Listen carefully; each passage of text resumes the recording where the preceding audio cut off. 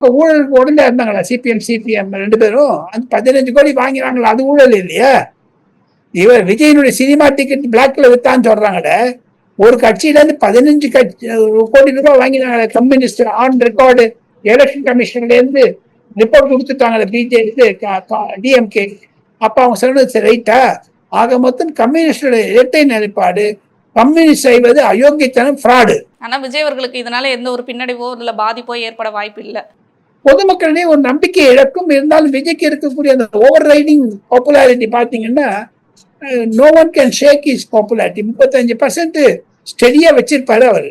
ஆனா அவர் இதே மாதிரி சூழ்நிலை நிலைத்திட்டே போச்சுன்னா அவர் ரீஎலெக்ஷன் வைக்கிறதுக்கான வாய்ப்பு இருக்கா சார்? ஆட்சியை கலைச்சிட்டு மறுபடியும் நான் நிக்கிறேன்றதுக்கான வாய்ப்பு இப்ப அதிமுக கவர் பண்றதுக்கு பார்ப்பாரு. இப்ப இந்த 2 கம்யூனிஸ்ட் கட்சி வெளில இருக்காங்க பாருங்க. இப்ப மெஜாரிட்டி ப்ரூவ் பண்ணிட்டாரு 146 சொல்லிட்டு. இனிமே அந்த சி.வி. சண்முகமும் வேலுமணி உள்ள வந்தாங்கன்னா அவங்க கட்சி ஆபத்துக்கு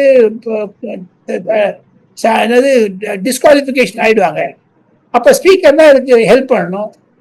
ஸ்பீக்கர் ஜே.சி.டி. பிரபாகர் ஹெல்ப் பண்ணிடுவாரு.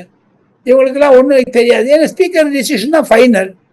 ஸ்பீக்கர் விஜய் ஆளு. இதெல்லாம் ஒரு குழப்பத்தை பாத்தீங்கன்னா we have to wait and watch.